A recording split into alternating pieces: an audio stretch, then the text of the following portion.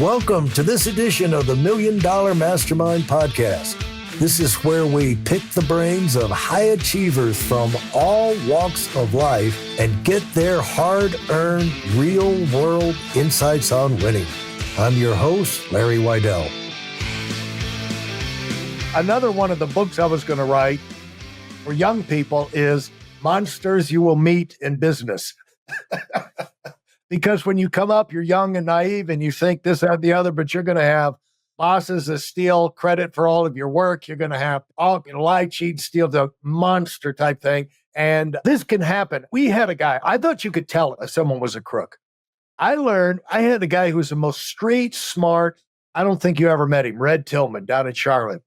And this was the shrewdest street smart guy. He came up the rough way. Nobody could get anything past him. Well, that's what I thought. He had this young, good-looking, preppy dressed guy, very kind and nice to everybody in his office. And we found out one day the FBI came knocking on the door, found out this guy was running an insurance scam up in the North Carolina mountains and forging people's signature on their mutual fund accounts and changing the address over to this P.O. box.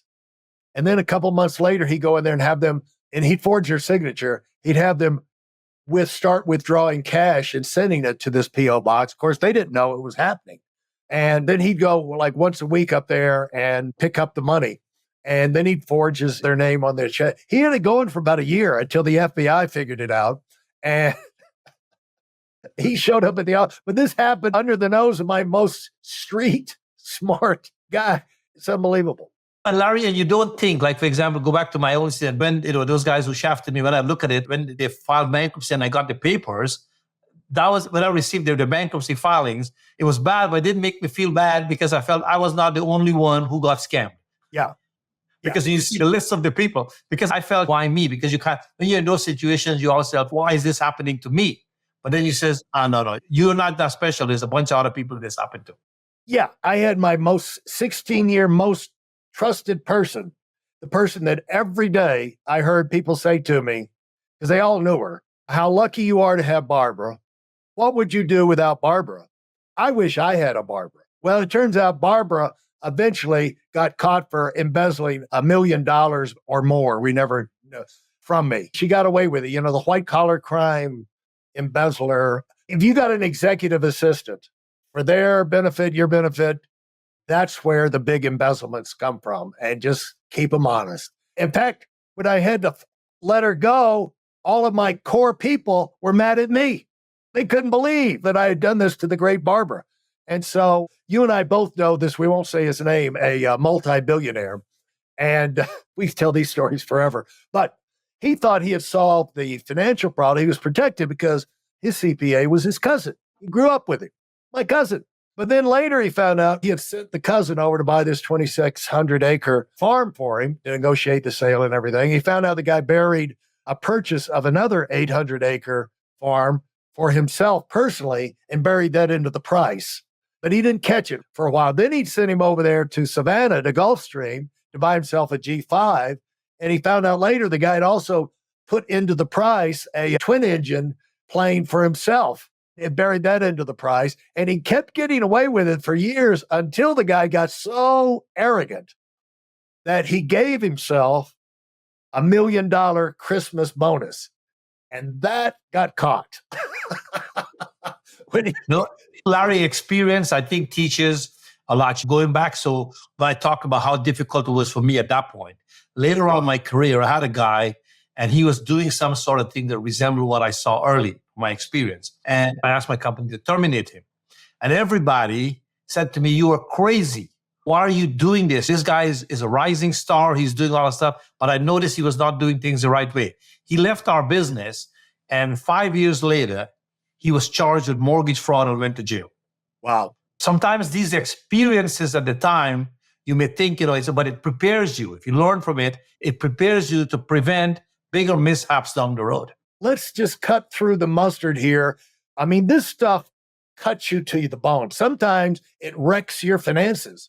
I mean, sometimes you have to wind up selling some of the things you have to cover the losses from these people. You and I have a mutual friend. I won't say his name either, but when he started, he had gotten into real estate with another friend. They bought a big office building downtown Greensboro, and the other friend went off and sold the business out from under him and left him a $400,000 debt that he couldn't find him. And so he started 400 grand in the hole when he came into business with me, of nothing to do with himself. But, he got the lesson. And so tell people from your own personal experience, when you're in that only the lonely, you're alone now. Everybody's with you when you're growing and going. But have you noticed like Biden now, he gives up stops running. There's a lonely guy now, Joe Biden. It's like John McCain, the day after he was running for president, the day after he lost, the next morning at 10 o'clock, he had crowds, he had reporters, he had hundreds, thousands of people everywhere he went. You had to fight your way through the crowd. The morning after he lost, John McCain was spotted at the local Starbucks in line getting coffee by himself in Arizona. So anyway, John McCain was in line by himself buying cup of coffee.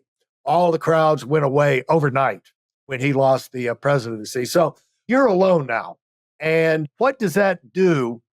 How do you deal with it? Because tell people, you're going to go through these things in spite you cannot, it's part of life. And so tell them, Bobby. Larry, I think as you're speaking and I think about it, during those moments, because not only it impacts you in such a way, you even start not only doubting your business venture, where of success, but you start doubting yourself. Because you start to go back and you start to say, maybe I should have done this. Maybe I should have checked this. Maybe why did I overlook this? How come I became so gullible? But I think two of the things that's why it's so important to surround yourself with some good people and a good partner. So for me, I have a very strong partnership. And so my partner, the two of us, one of the things we would try to lift each other up. We would look at each other and say, you know what? Okay, two of us can work through this. And then you seek counsel from people who are more experienced than you. And so what I did, I went to people who were more successful and who've been through, and I sit down and I tell them exactly how I feel and what I was thinking and seek their guidance. And that's why even today I tell people that at every level of success that I have a world of respect for people who are more successful, because whatever I've gone through, chances are they've gone through that and more. And so I think it is so important. And you talked earlier about mentorship and having like an inner circle of having people that you can go to for counsel. I think that is so massive, because a lot of times people try to do things on their own and think, well, only what they're thinking could be the possible solution to whatever situation they're facing. There are other people who are looking from the outside and who have probably experienced that their advice and their guidance is priceless.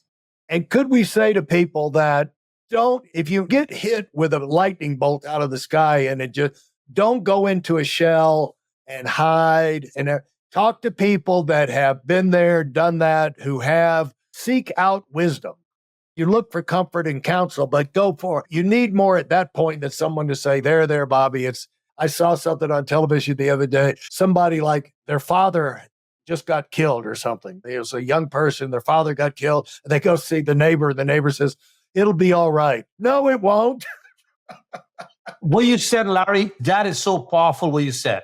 It's more important that we seek wisdom than counsel. Yeah. Because people can console you. They can be empathetic to what you're facing, but they can take your part out. But if you seek wisdom, you seek people who have accomplished things. And the one thing also I think is so important, which I did at the beginning when it happened to me, is that you tend to feel, why am I the victim?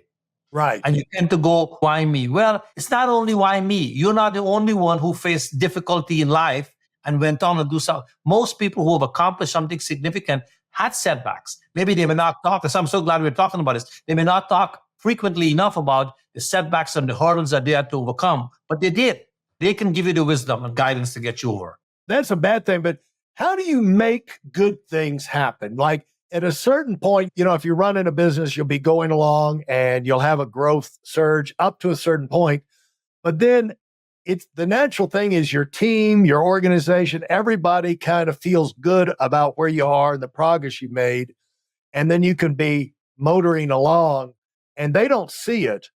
They think they're doing great. But like we're just getting ready to go into a big slump because we're not growing. We're starting to get a little sloppy. We're starting to take things for granted. We're starting to get a little arrogant. We're starting to not check as much as we used, starting to just get sloppy. And so how have you dealt with that where you say you just got to change things? You got to get everybody's attention. You got to launch a new blitz because this is unacceptable. We're growing, we're doing good, but we're better than this. How do you put your foot down and go for greatness when you've already had a great run and this, that, and the other? But you know that if you don't get in charge at that point, you're going to lose your momentum. You're going to start into a decline and things are going to start you might be making money, but it's going to be, you're going to have, it's like problems are always, I always looked at it like this. Wow. One of the reasons I wanted always, you hear grow or die. But another side of that was the way I looked at it is like, you always have problems, but if you're growing, you stay in front of them. But as soon as you slow down, the dogs can catch you and drag you down. And I just wanted to stay in front, that wave, keep going that wave. And so how did you, when you saw you're in that situation where we got to do something dramatic, something big, a big turnaround, and that led to a big growth thing, what did you do? How did you do it? Larry, what you're saying is that you start and you get growth, and you have people around you that major contributors to that growth. But then when you get to a point, and you may not see it, you may not think it is, but those people around, they have reached their peak. In their mind, they have plateaued. And so if you want to move to the next level with folks who have already plateaued, it frustrates you. I went through that. Where I've been talking to our guys and said, we got to go to the next level. In their minds, there was no next level. They were done. And I'm trying to move to the next level with people who don't want to go to the next level.